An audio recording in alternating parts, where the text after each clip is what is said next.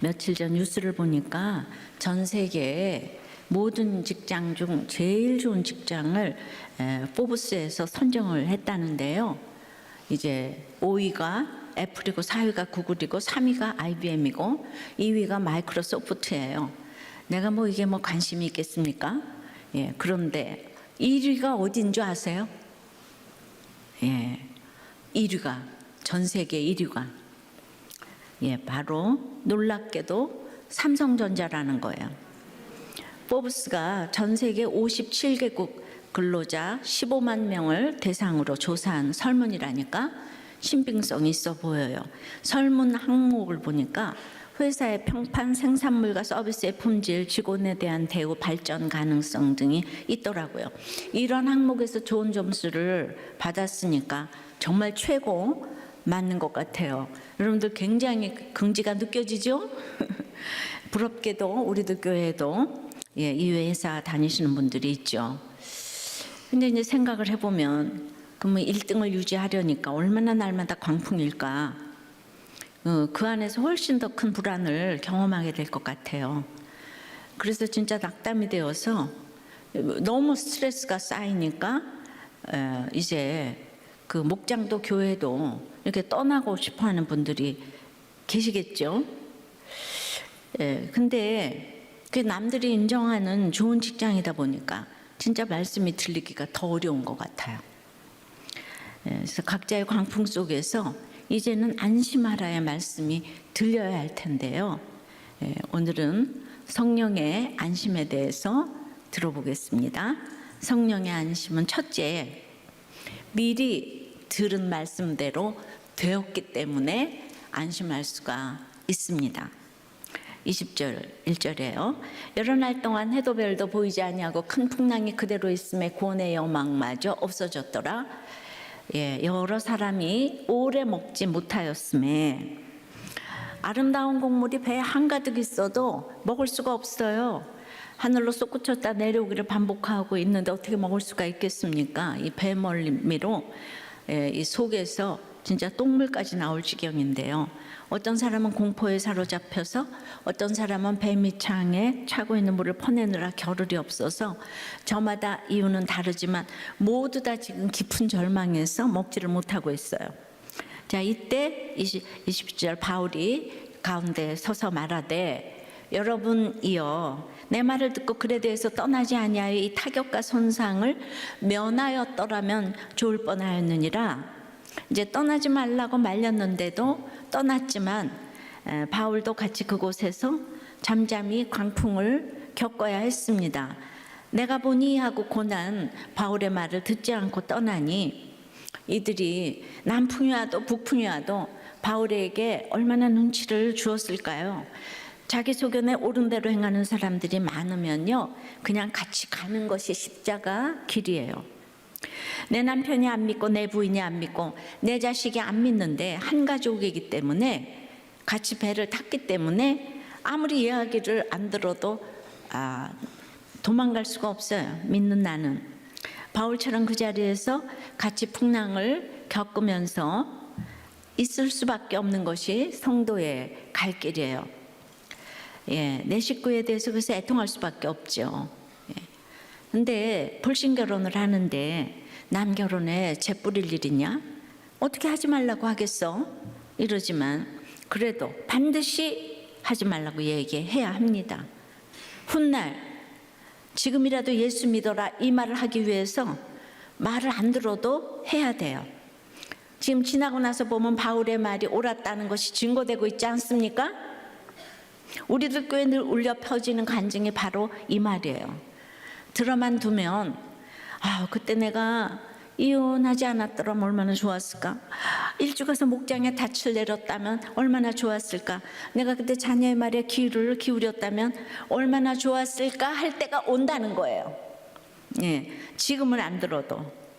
근데 지금은 선장과 선조와 배의 그 기구들을 의지하기 때문에 안 들려요. 바울의 말이 안 들리죠. 이 청년부 출신 부목자가 있는데요. 거의 개척할 때 왔다고 할 수 있어요. 그런데 지난주 나눔에 뭐라고 나눔을 하나 하면 말씀보다는 세상 전문가의 말을 귀 기울여 듣고 교회 말씀 공동체 묵장을 무시하는 것은 아닌데 세상 경험이 많아지다 보니 좀 현실성 없는 이상적이라는 마음이 든다. 이딴 나눔을 했더라고요. 세상도 잘 모르면서 교회 내에서 어떻게 산다는 것이 좀 나이브하다는 생각이 들지만 장인어른 장례식 등 지금까지 내가 살아온 많은 경험에서 하나님과 말씀 자체를 부정할 수는 없을 것 같다. 이런 나눔을 했어요. 좀 잘 나간다 싶으면 이러는 거예요. 그래도 지금 있잖아요. 19년 동안 교회를 떠나지 않았어요. 들은 말씀이 어디로 가겠어요. 근데 오죽이나 안 들리면 아직도 부목자겠어요. 진짜 안 들리는 게 딱 이해가 되시죠. 와이프가 참 안타까워하죠. 그래도 들은 말씀이 있으니까 안심하라 이건 거예요. 이런 나눔을 한다는 게 안심하라가 된다는 거예요. 그러니까 배의 기구들을 다 버려도 아직 바울이 리더가 되지를 못해요.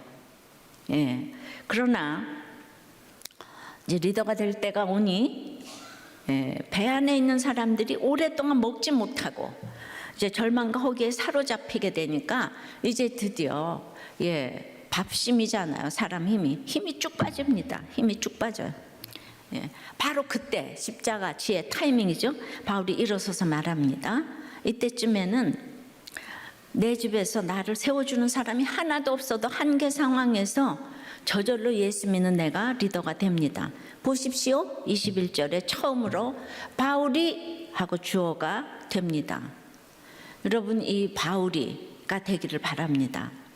내가 이렇게 다 망하고 나니까 내 옆에 바울이 있었다는 것이 가장 인생의 축복이라는 것을 알게 됩니다. 권할 사람이 있다는 것이 얼마나 축복인지 몰라요.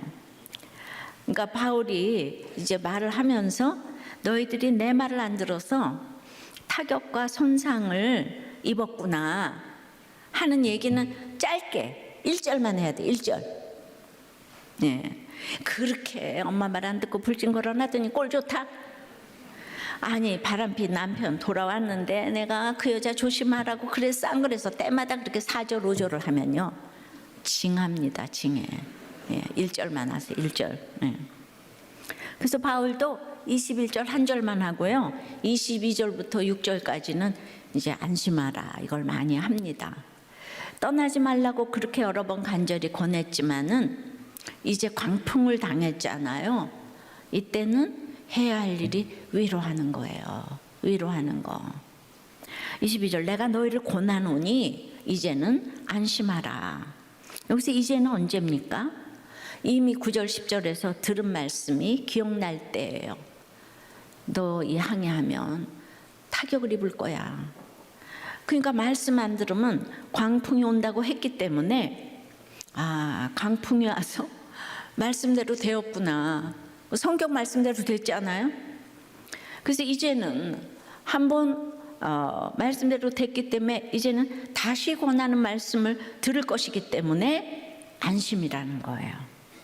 억지로라도 들어두면 이 광풍이 그냥 객관적으로 나쁜 상황이지, 그죠? 그러나 택자에게는 구원으로 갈 가장 좋은 상황이 된 것이에요.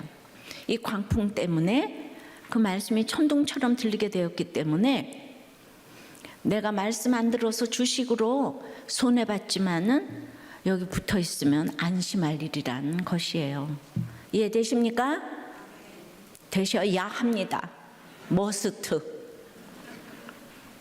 안심하라는 단어는요 마치 휴 이제 살았다 와 같이 안도의 숨 기쁨의 숨을 내쉰다는 뜻이에요. 그러니까 절망에서 소망을 가져라. 이렇게 이제부터는 광풍당한 이제부터는 그들을 구원해야 하는 거예요. 그러기에 하나님 말씀 안 듣고 주식하고 비트코인하고 결혼하고 이혼하고 재혼하고 바람피고 나가서 타격과 손상이 있다 해도 지금부터 또다시 구원의 대상인 거예요. 안 들어도 권해야 되고 힘들어도 권해야 할 사람은 믿는 나입니다. 18절부터 다시 보니까 풍랑으로 심히 애쓰는, 우리가 심히 애썼다 그랬잖아요. 그래서 지금 이 우리가 270명 우리인가, 바울과 누가와 아리스타고 우리인가 좀 생각을 해봤어요. 예. 그런데 죄수들이 뭐 그렇게 심히 애썼겠어요, 그죠? 그러니까 이거는 바울과 누가와 아리스토고가 맞지 않을까. 그러니까 그 알아주는 자 없어도 막상 광풍이 오니까 심히 애쓰고 힘들어하는 사람은 또 믿는 사람이잖아요. 부모잖아요, 그죠? 예. 그러니까 누구보다 핏방울이 땀방울이 되도록 기도하지 않았을까요? 예. 성도에 가는 길이 이런 거예요. 그냥 네가 내가 말한 대로 해서 안 돼서 고쌤통이야, 나 너하고 절교할 거야, 이딴 소리 하시면 안 돼요. 안 들어도 우리는 내 식구고 내 백성인 거예요. 배가 광풍에 처했는데 출세한 사람, 백부장이 나를 도울 수 있습니까? 돈 많은 사람, 선주가 나를 돕습니까? 경험 많은 선장이 나를 도와주겠습니까? 경험과 돈과 권세는 도움이 안 돼요. 요새 정치를 보세요. 예, 이게 하나도 나를 도와줄 수 없어요. 이 절망스러운 상황에서 바울은 희망을 말합니다. 표류하는 배 안에 있는 사람들의 가장 큰 적은 광풍도 모래톱도 아니었어요. 그들의 가장 큰 적은 절망인 거예요. 절망. 바울이 겁에 질린 사람들에게 안심하라고 말한 것은 너무나 적절한 위로이자 격려였습니다. 적용 질문이에요. 이 절망의 사건 가운데 미리 들은 말씀을 기억하고 안심할 수 있었던 경험이 있습니까? 목장에서 집에서 듣기 싫지만 반복적으로 권하는 말씀은 무엇입니까? 온 가정이 흔들리는 위기의 항해 속에서 바울처럼 주어의 역할을 제대로 하고 있습니까? 국내에 비트코인 전문가인 부목자님이 지난주에 부목자 모임이었거든요. 예. 우리끼리만 알자며 비트코인을 멀리하라는 담임 목사님 말씀에 동의가 된다고 이렇게 나눔을 하시더라고요. 또 컴퓨터 분야 교수인 또 한 부목자는 젊은이들이 영끌해서 주식 열풍일 때 담임 목사님이 주식하지 말라고 했는데 1억에치 샀다가 지금 4천만 원을 손해보고 있다고. 예. 우리끼리만 알자면서. 그러니까 들은 말씀대로 불순종을 했죠. 그래서 손해를 보았다는 거예요. 그런데 손해를 봤어도 부목자 모임에서 이런 걸 나눔할 수 있다는 게 안심하라의 근거가 된다는 거죠. 이런 말씀을 듣지도 않고 이러면은 이게 이제 풍랑에 휩쓸려 가는 거죠. 예. 근데 예, 이런 일이 진짜 있네요. 예, 띵크 양육교사에 주식해서 40억 잃은 집사님이 훈련생으로 오셨어요. 예. 그런데 아내가 남편을 지금 우리들 교회로 인도하고 이혼 안 하고 이 구속사의 말씀을 듣는 것으로 다 이제 면제. 그 기뻐한다는 거예요. 그러니까 40억의 배가 지금 파손된 거죠. 그 미리 들은 말씀으로 광풍이 오니까 도리어 이 정도 이거 40억 이 정도 잃어서 여기 와가지고 말씀 듣고 훈련 받으면 휴 살았다 안심이다 이렇게 된다는 거예요. 이런 아내 남편 또 식구들이 돼야 합니다. 바로 이것이에요. 이해되십니까? 목사님이나 되슈 이렇게 생각을 하죠. 40억이 누구 이름이요? 예. 자, 성령의 안심 두 번째는 그러니까 이제 과거에 들은 말씀이 그대로 이루어졌기 때문에 들은 말씀 때문에 안심해요. 현재는 가이사 앞에 서야 하기 때문이에요. 사명 때문에. 그래서 22절에 너희 중 아무도 생명에는 아무런 손상이 없겠고 오직 배뿐이리라. 모든 것이 없어지면 안심하기가 쉽습니다. 죄 지을 확률이 현저히 떨어지기 때문에. 생명에 손상이 없기 위해서 지금 배는 손상이 있어야 하는 거예요. 내 하드웨어가 다 부서져야 돼. 안심하라의 근거는 배가 파손된 것이기 때문에 그것은 있어야 할 일인 거예요. 그런데 망망대해 풍랑 가운데 배가 손상을 입는데 어떻게 아무 생명에도 손상이 없겠어요? 배가 상하면 생명도 상할 것이 너무 분명하지 않겠어요? 상식적으로는 납득이 안 가는 예언입니다. 근데 그 이유를 23절 4절에서 말합니다. 23절 앞에 원어에는 왜냐하면이 있거든요. 23절. 내가 속한 바 곧 내가 섬기는 하나님의 사자가 어젯밤에 내 곁에 서서 말하되 바울아 두려워하지 말라. 네가 가이사 앞에 서야 하겠고 또 하나님께서 너와 함께 항해하는 자를 다 네게 주셨다 하였으니, 그러니까 왜 배는 상하는데 아무도 죽지 않느냐? 이제 그런 질문에 하나님의 사자가 어제 밤에 이미 바울에게 말씀하셨다는 거예요. 두려워하지 말라. 왜 두려워하지 말아야 하느냐? 로마에 도착해서 가이사 앞에 서야 하기 때문이라는 거예요. 그래서 바울의 생명이 손상되지 않겠죠? 근데 뿐만 아니라 이 배에 탄 모든 항해자들을 다 바울에게 주셨다고 해요. 여기서 주셨다는 말 안에는 은혜가 들어 있습니다. 은혜로 주셨다, 호의로 베풀어 주셨다는 뜻이 있어요. 그러니까 무슨 말인가요? 바울 한 사람 때문에 바울에게 하신 약속을 지키시기 위해서 나머지 그 배에 탄 사람들 모두를 은혜로 바울과 함께 살려주신다는 말씀이에요. 그냥 하나님이 항해자들을 살려주신다고 해도 되는데 바울에게 주셨다고 합니다.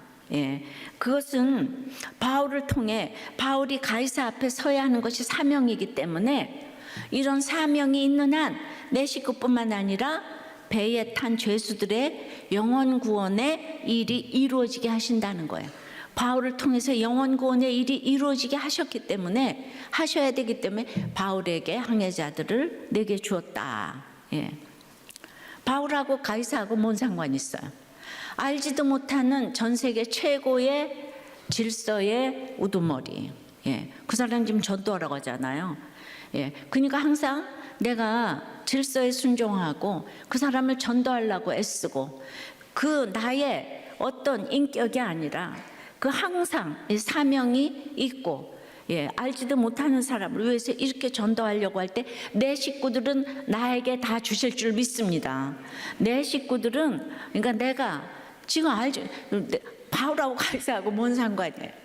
근데 계속 그렇게 사명의 지경이 지금 넓어지는 거잖아요. 인생은 사명 때문에 왔다가 사명 때문에 갑니다. 다른 사람의 구원을 위해 애쓸 때 하나님께서는 내 가족도 구원해 주신다는 것이죠. 바울에게 사명이 있기 때문에 너와 함께 행선하는 사람도 죽지 않는다는 거죠. 여러분에게 사명이 있기 때문에 여러분과 한 배 탄 사람은 죽을 수가 없어요. 구원의 근거가 하나님께 있기 때문에 그래서 안심할 수가 있는 거예요. 집안에서 한 사람 사명이 있는 사람이 있으면 우리는 다 하나님께서 그 사람 때문에 전부 다 죽을 수가 없는 거예요. 구원이 하나님께 있기 때문에. 카드 빚이 있고 남편은 부정맥이고 살 수가 없다고 하는 분이 있지만 그 기가 막힌 예루살렘에서 예수님을 지금 증거하는 것이 사명이에요. 현재가 선물이잖아요. 지금 현재는 사명을 감당해야 돼. 과거엔 들은 말씀으로 안심하고 지금 사명을 감당해야 되기 때문에 현재, 그래서 안심하는 거예요. 내가 찾고 무슨 일이 올 때마다 도박으로 피하고 뭘로 피하고 피하는 거는 하나님을 피하는 거예요. 똑같은 거예요. 그래서 지금이 가장 중요하고 현재가 선물이고 현재 메멘토 모리가 되려면은 이제 카르페디엠.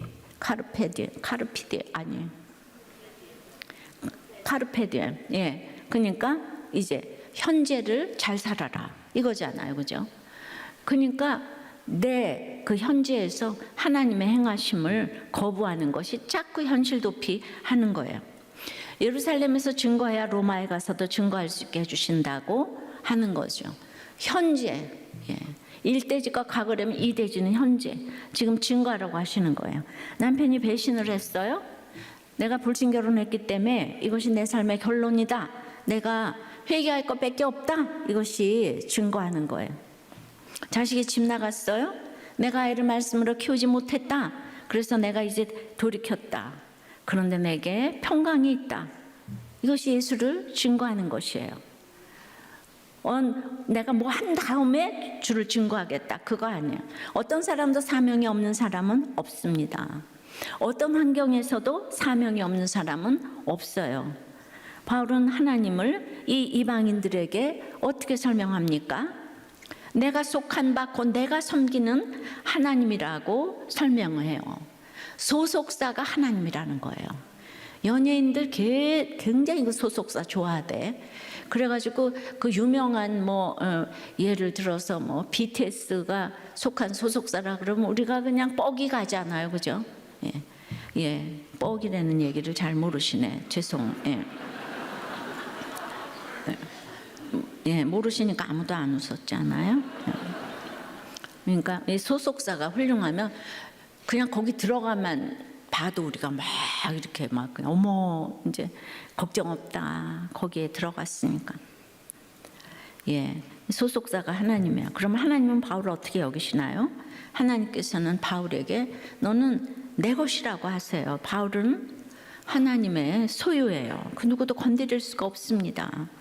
떼어낼 존재가 없어요. 서로 떨어질 수 없는 사랑의 관계입니다. 이것이 우리 입장에서는 섬김이고 예배인 거예요. 하나님 관점에서는 구원이고 구속입니다. 우리는 이 최고의 소속이 주는 힘을 이렇게 경험하게 되는 거예요. 세상에 인류학교나 인류기업에 소속이 되면 많은 부분에서 안심을 좀 얻을 수 있겠죠. 잠깐. 그러나 인류가 될수록 더 불안하고 걱정하고 절망할 일이 많은 것도 사실이에요. 큰 노력으로 쟁취해야 되고 쟁취한 것을 더 큰 노력으로 지켜야 하니까 얼마나 불안하겠어요.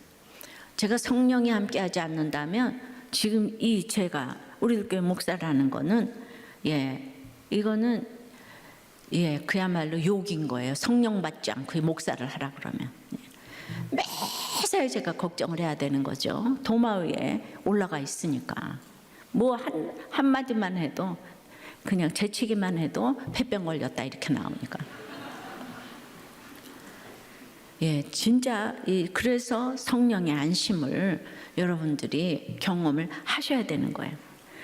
하나님께 속한 우리의 소속은 우리가 쟁취하는 게 아니에요. 모든 믿는 자에게 거저 주시는 은혜예요. 은혜로 받으시니까 내 자격이나 공로로 받은 게 아니에요.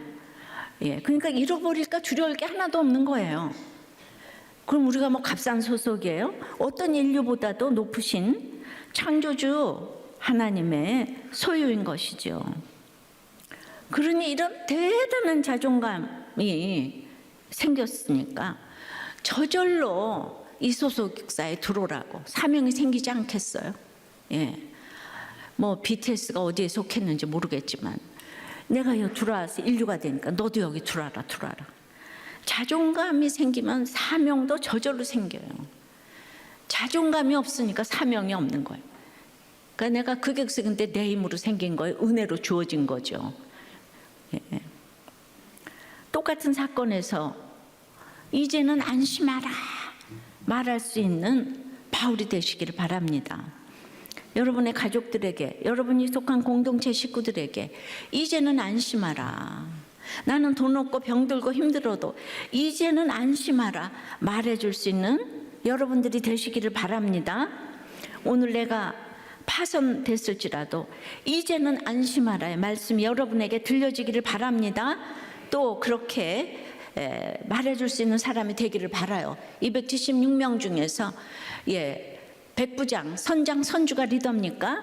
예수 믿는 바울이 리더예요. 근데 선장, 선주, 우리 빌보 감옥에서도 봤지만은 군인들이 다 도망가니까 그 간수는 자결하려고 그랬잖아요. 그러니까 리더 한 사람이 얼마나 중요한지 몰라요. 276명 이거를 데리고 지금 가야 되는데 거기서 나는 돈 없고 병들어 힘들어 이제 어쩔 수가 없어. 리더의 최고의 그 덕목이 그렇게 극단적인 선택을 하면 안 되는 거죠. 힘든데 나처럼 죽어라 이렇게 하게 되는 거는 정말 그거는 최악이라고 여겨집니다. 아무리 파손됐을지라도 이제는 안심하라 그런 비전을 줘야 되지 않겠습니까? 이제는 안심하라. 바울이 지금 돈 있습니까? 명예 있습니까? 초라한 늙은이잖아요. 죄수잖아요. 근데 이제는 안심하라. 예수 믿는 사람은 어디서나 그 리더의 역할을 하게 될 줄 믿습니다. 주어가 돼서 모든 사람들을 살리는 일을 해야지 나는 책임지고 죽는다 그러시면 이제 안 되는 거예요. 갑자기 소명이 하늘에서 뚝 떨어진 것이 아니라 살아오면서 로마행의 비전을 주셨어요. 한 사람이 무엇을 소망으로 삼는가에 다 같이 죽기도 하고 살기도 합니다.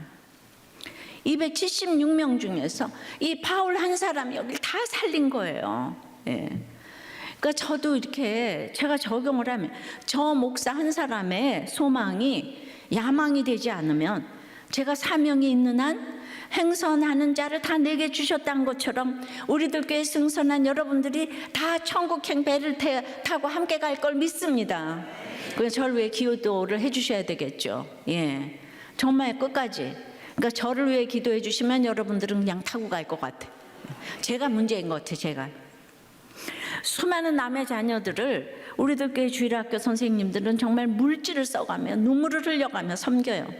또 남의 가정을 살리기 위해서 얼마나 많은 목자님들이 밤중에 찾아가고 병원 가고 교도소 가고 직장도 찾아가고 그것도 그냥 냉대를 받으면서 또 내 자식을 어찌할 수 없기에 주여 내 자녀를 주님의 손에 맡깁니다 고백하며 이 청소년부 선생님들은 남의 자식들을 열심히 신방하며 먹을 거 먹이고 섬기십니다.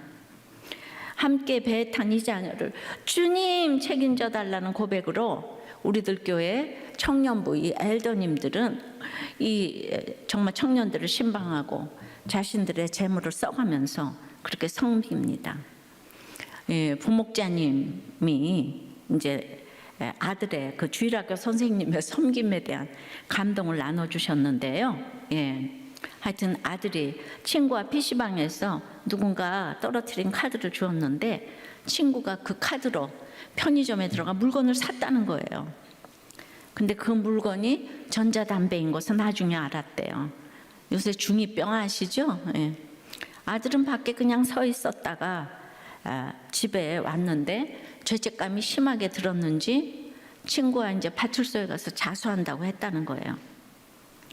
저는 아들에게 그냥 가면 안 될 것 같다고 말하고 갑자기 늦은 밤에 아들의 교회 선생님이 생각나 전화를 드렸더니 그 선생님이 그냥 들으시더니 결제를 이미 했냐고 부당거래로 바로 절도죄가 될 수 있다고 그리고 아들이 직접 결제를 하지 않았어도 같이 있었다는 것만으로도 공범이 될 수 있고 그렇게 소년 분리원에 간 사례가 있는데 그게 민산이다라고 하시면서 직접 바로 오시겠다고 하셨어요. 우리 부목사님 아들이에요.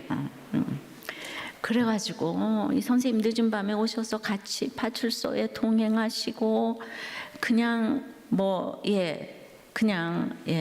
너무 가서 진짜 같이 가주는 것만 해도 너무 위로가 되는데 카드 결제 취소하고 물건은 반품하고 카드사 연락해서 카드 주인 연락처를 알아내어 연락까지 하게 되었고 하지만 연락이 되지 않아 카드 주인이 괜찮다고 넘어가면 다행이지만은 또 절도죄가 될 수 있다면서 함께 기도하자고 밤 12시가 다 되는 시간까지 선생님이 사모님하고 같이 오셔가지고 그렇게 그냥 또 그래가지고 그 산 물건이 전자담배잖아요.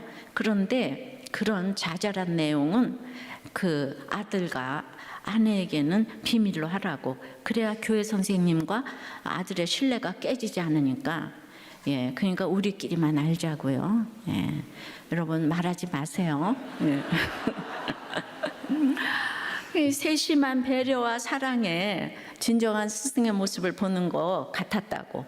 그리고 선생님께서는 그 다른 친구도 같이 교회에 같이 가자고 영원구원의 기회로 삼자고 이 얘기를 했다는 거예요. 예. 그래서 이렇게 이제 놀랍게 그냥 전자동으로 다다닥 오셔가지고 그냥 이렇게 해주시니까 아내는 지금 열흘째 자기는 차갑게 대하며 말도 안 하고 있는데 교회 선생님 부르고 선생님이 그냥 지혜자의 모습으로 잘 처리해 준 이야기를 듣고는 많이 마음이 풀렸으니까 이 선생님 때문에 부부관계까지 지금 회복이 되고 아들도 지금 너무 놀라고. 예, 여러분 너무 놀랍지 않습니까? 예, 그렇게 모두 그 구체적으로 이렇게 도와준 내용이 너무 길어서 제가 이제 일부 때는 길었으면 꽉 줄였습니다. 예, 놀라세요. 예. 놀라십죠? 아니, 예, 놀라셨죠? 놀라시죠? 하면서 제가 강요하는 것 같아가지고 적용해 보세요. 바로 지금 내 삶에서 증거해야 할 나의 사명은 어떤 것입니까? 내가 서야 할 가이사 앞은 어디인가요? 이타적으로 나아갈 때 나와 함께 탄 내 식구들도 구원해 주실 것을 믿나요?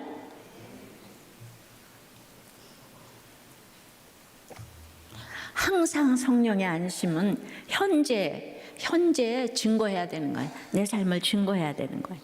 어떤 것도 우리 정말 우리 저렇게 이제 오늘 장로님 내외가 저런 기가 막힌 얘기를 간증하는데 우리는 나는 지금 못해 나중에 다 뭐 은퇴하고 나서 아니면 뭐 잘 살게 된 다음에 뭐 이런 얘기 이제 핑계치 마시고.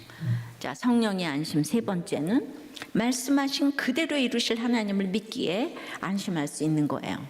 자, 과거, 현재에서 이제 미래로 말씀하신 거 안 들었다가 광풍 왔으니까 말씀이 그대로 이루어져서 이제 말씀하신 그대로 이루실 하나님 이걸 믿기 때문에 안심하는 거예요. 그래서 과거, 현재, 미래를 다 안심할 수 있습니다.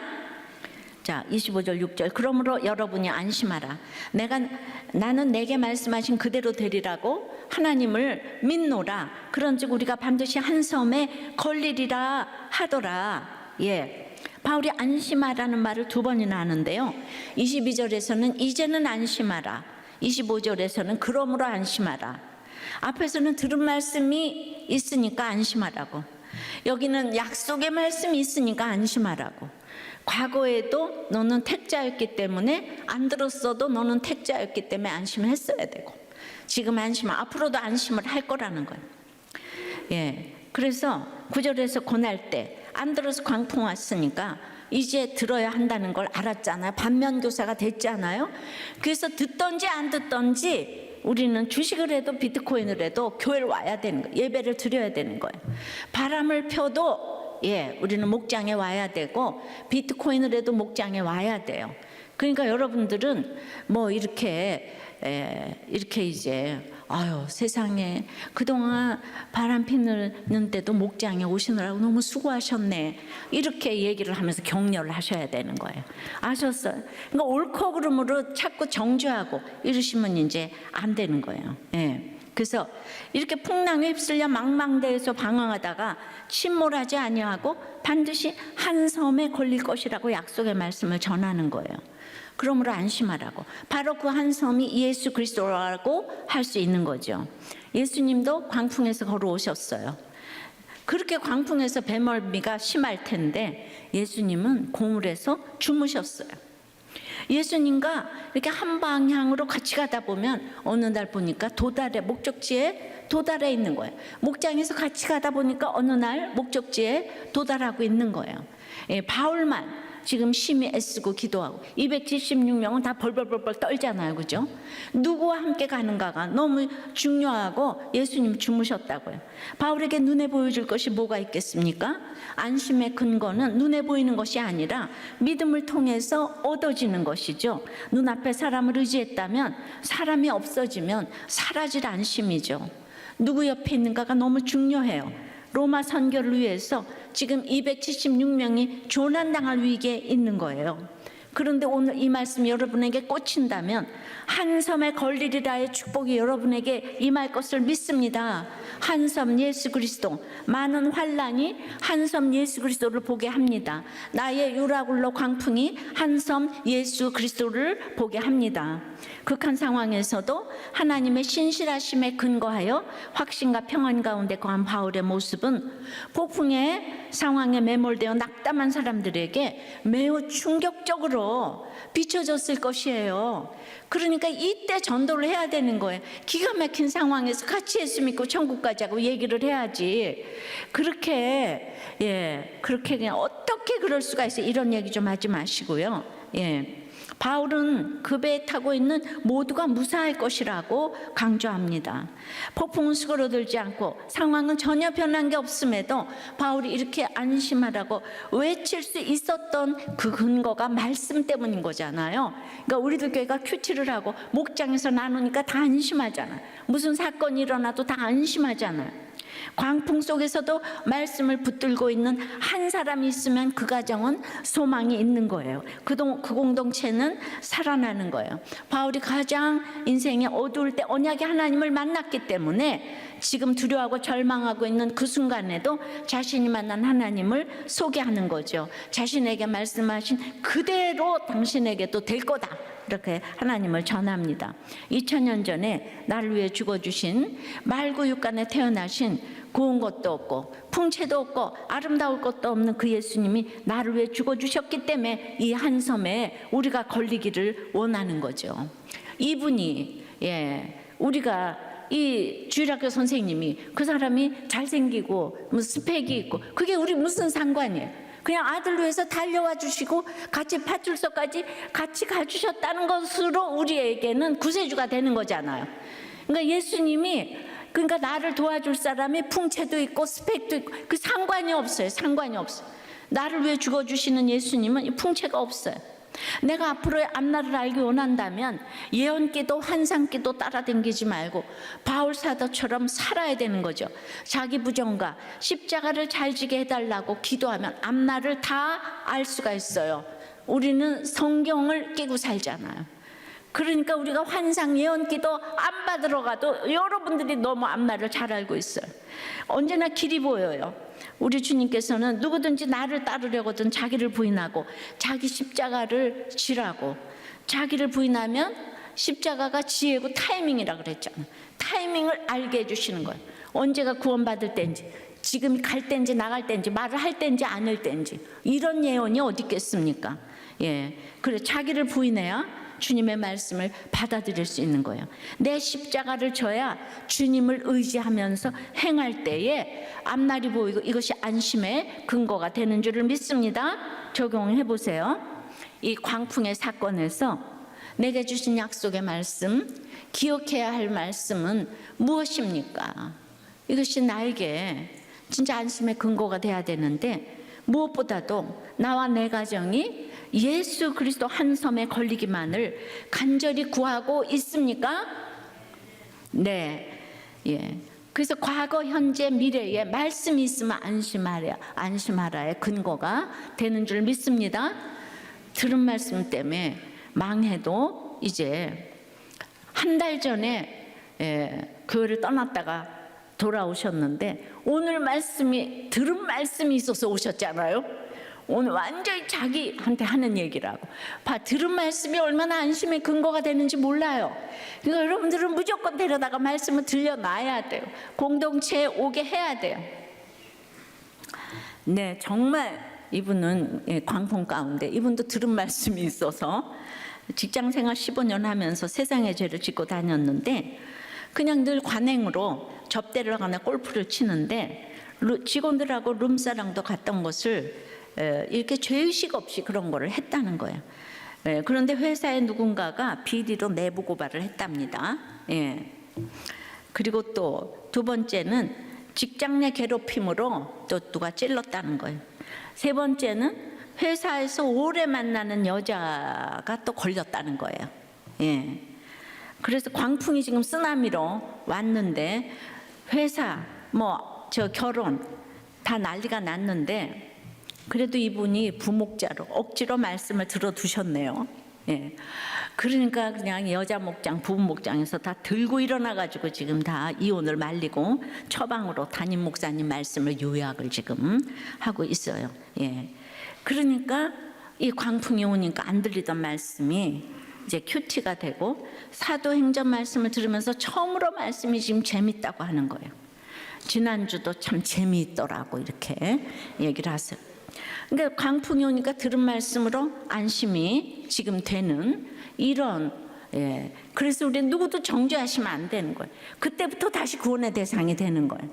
맨날 사랑은 오래 참고 인내하는 거죠. 인내하는 게 뭐 이를 악물면서 인내하는 게 아니고 품어야 되는 거죠. 그 뜻이에요. 품어서 내가 영적 자녀로 나아야 되는 거예요. 그러려고 인내를 하는 거지. 일을 가면서 이빨 빠지게 그렇게 내가 참아서 복수하리라. 제가 맨 처음에 십사리 하면서 내가 참아서 훌륭한 며느리라는 얘기를 반드시 듣고야 말겠어. 이런 거 이러면 안 되는 거예요. 예.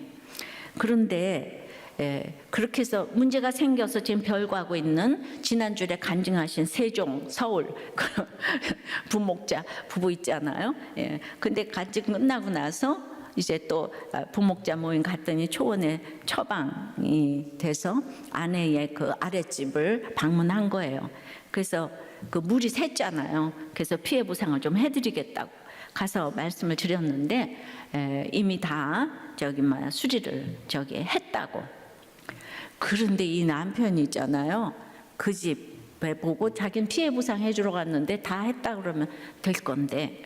감정이 안 좋아진 아내를 위해 조심스럽게 그 아저씨께서 우리 아내에게 사과를 좀 해주실 수 없을까 이걸 부탁드렸다는 거예요. 여러분 물이 샜는데 문을 열어줘야지. 안 여니까 발길질로 문을 두들겼는데 이 누가 더 잘못한 거예요?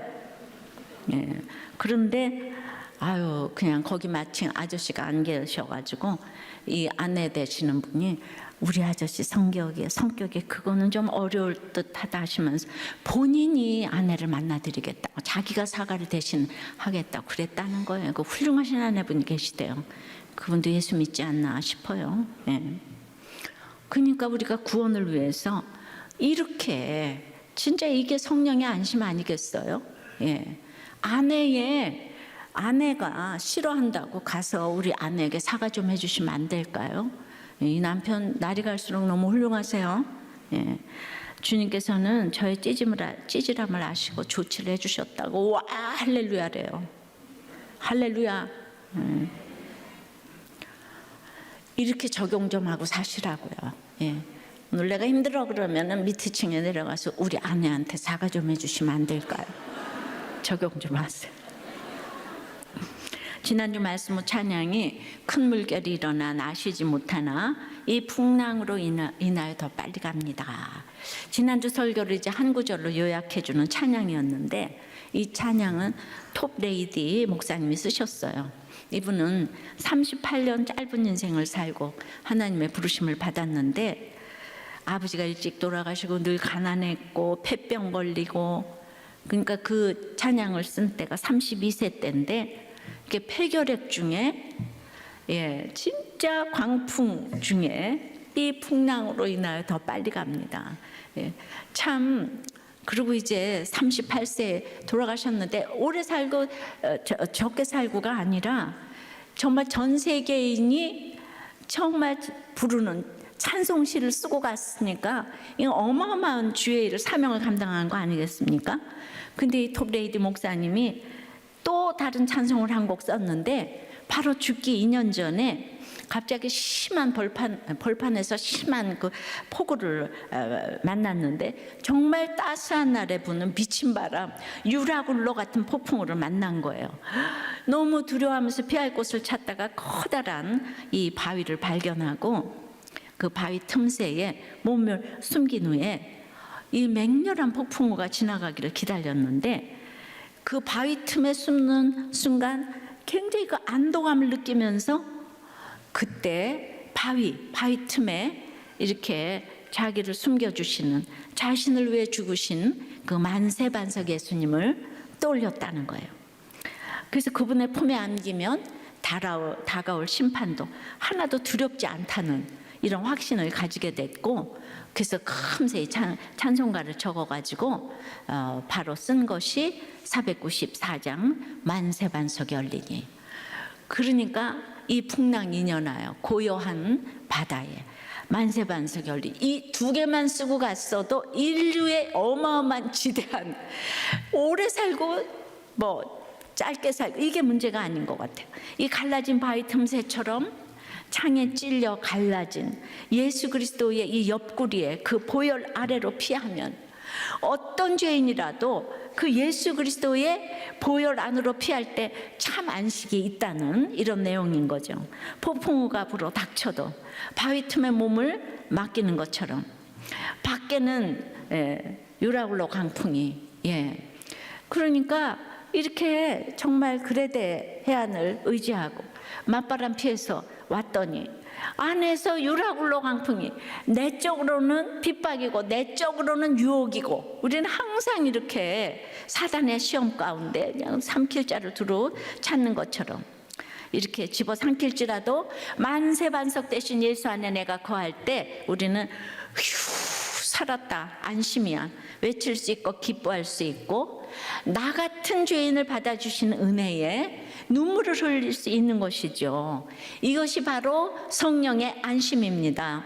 광풍으로 말미암아 예수를 만나니 이 광풍이 성령의 광풍이 되고 그 예수의 말씀이 들리니 이제는 안심하라. 성령의 안심이 내 삶에 임하게 되는 줄 믿습니다. 아버지 하나님, 우리들은 인생에 갖가지 사건들을 가지고 있습니다.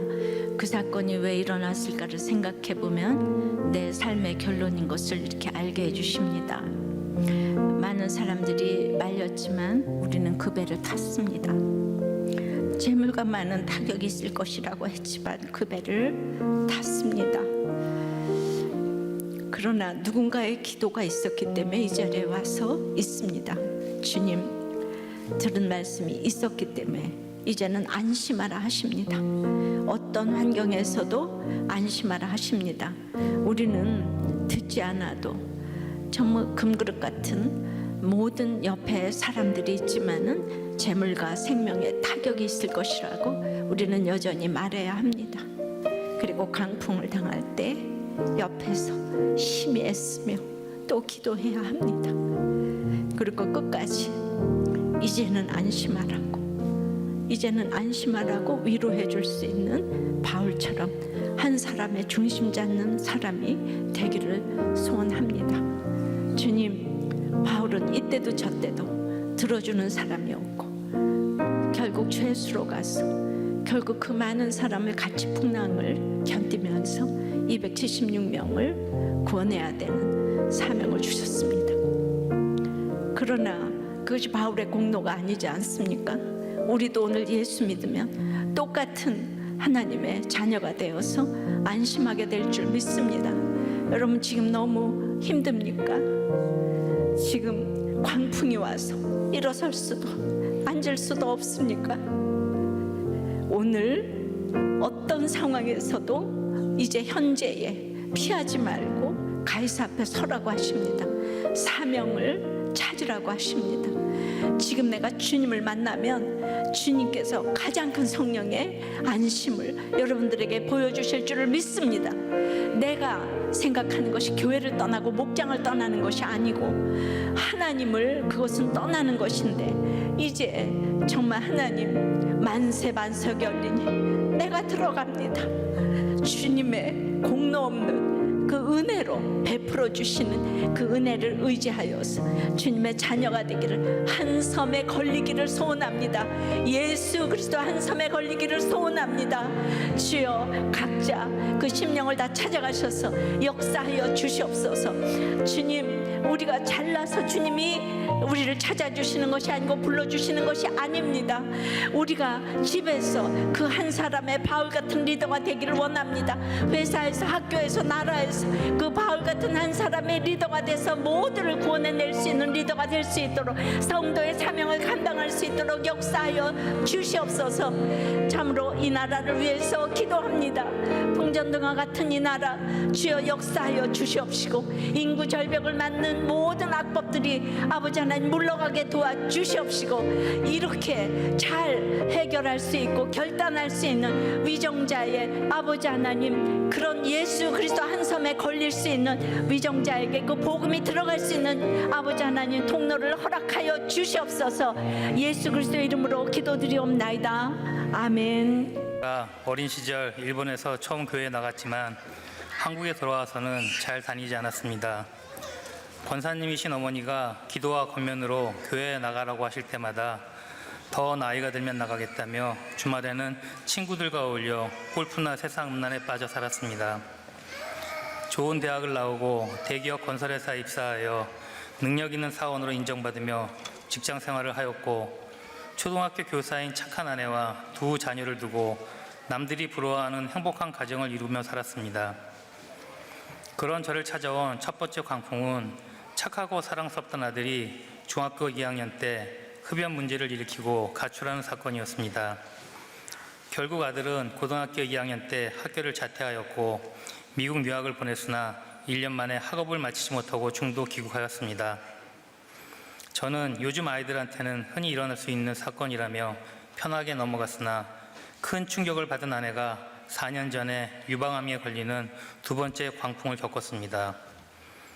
다행히 초기에 발견되어 수술 후 지금은 정상적인 생활을 하고 있으나, 이러한 고난 가운데서도 저는 교회에 나가자는 아내의 말을 흘려들었습니다.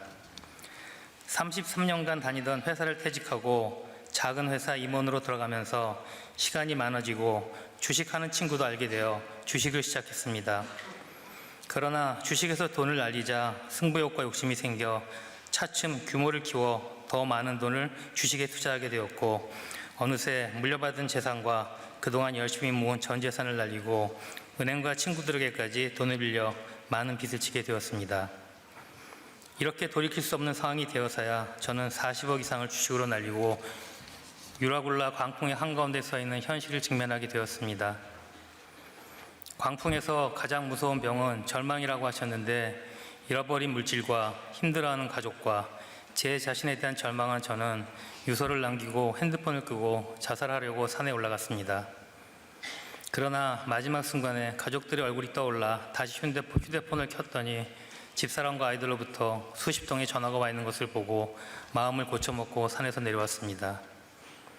집에 오니 경찰이 와 있었고 친구들이 너무 울어서 죽으려고 마음먹었던 제가 더 미안함을 느꼈습니다.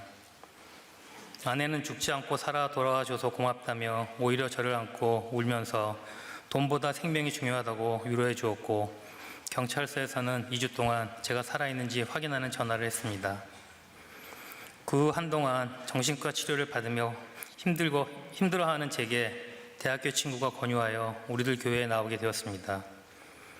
제가 열심히 벌어서 은행과 친구들에게 진 빚을 갚겠다고 노력하던 중에 목장에서 목자님의 처방과 권유로 개인 회생을 신청하게 되었고, 채무자인 친구들의 동의하에 개인 회생을 진행 중에 있습니다. 그리고 지금은 1년여 동안 새로운 직장에 다니며 수입의 80% 이상을 채무 변제에 사용하고 있습니다. 극단의 어려움에 처해서야 어머님의 기도와 아내의 사랑으로 하나님을 찾게 되었고, 공동체의 처방으로 마음의 안정을 갖게 되어 지금은 정신과 치료도 받지 않고 믿음 생활만 충실히 하고 있습니다. 매주일 예배 참석과 주중에는 목장에 참여하고 매일 큐티도 하며 제 인생에 가장 성령의 안심을 경험하는 때를 보내고 있습니다. 이러한 생활이 하나님께서 주신 마지막 기회라는 생각에 지난달에는 저희 부부가 함께 세례를 받았고 아내는 세례 간증까지 했습니다. 그리고 저의 제패를 많은 사람을 살리는 약재료로 드리고 싶어 지금은 싱크 양육교사 교육을 받고 있습니다. 공동체에 붙어만 있으면 된다고 하시는 목사님 말씀을 실제로 경험하고 있기에 항상 공동체에 감사합니다. 작은 문제도 함께 고민해 주시고 방향을 알려주시는 목자님, 늘 말씀으로 인해 안심하라고 일러주시며 하나님께로 인도해 주는 김양재 목사님, 진심으로 감사드립니다. 저의 생명이 손상되지 않도록 지켜주시고 공동체에서 한 섬 되신 예수 그리스도를 보게 해주신 하나님 감사합니다.